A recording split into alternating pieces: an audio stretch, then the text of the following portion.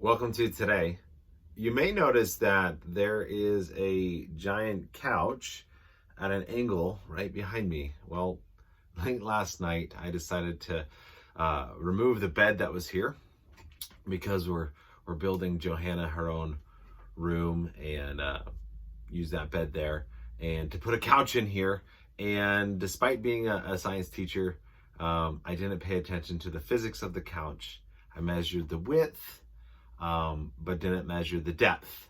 And so while we got it through the door, and it was already a very small door, to get it through the door, I had to cut the bottom of the couch off.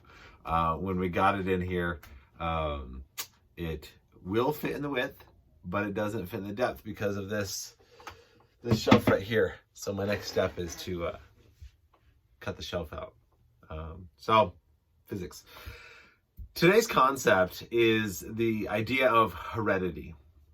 In other words, what are the inherited traits that an organism, whether it be a plant or an animal, you and me, receive from their parents?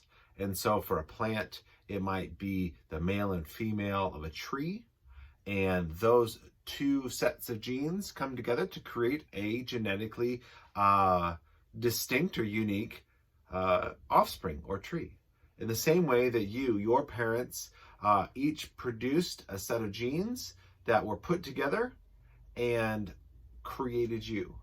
Some of you look very similar to your dad. Some of you look very similar to your mom.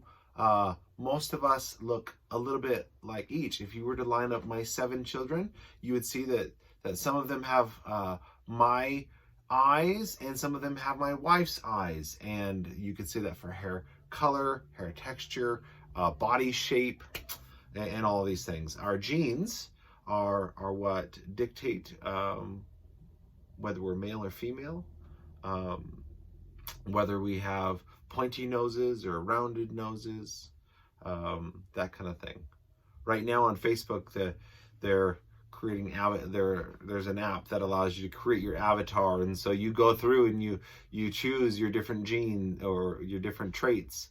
Do you have a rounded face or a long face, pointy ears or not, that kind of thing. And so I thought heredity would be a fun topic to study.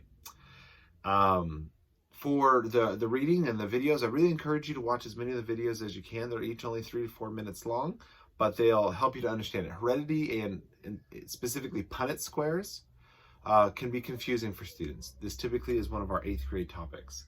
And so I don't expect you to understand it perfectly, but I do hope that you'll get an idea of it. For the lab, you're going to create your own monster.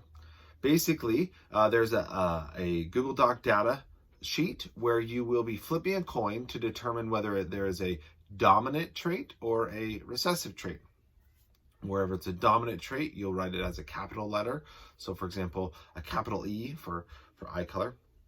Wherever there's a recessive trait, you'll write it as a lowercase letter, for example, a letter E. Whenever you have a dominant trait, that trait is going to win out. Whenever you have 2 recessive traits and no dominant trait, then it'll be the recessive trait. So you will fill out the chart based off of the coin flips that you do, and then you're actually going to draw an image of your monster and paste it onto the doc.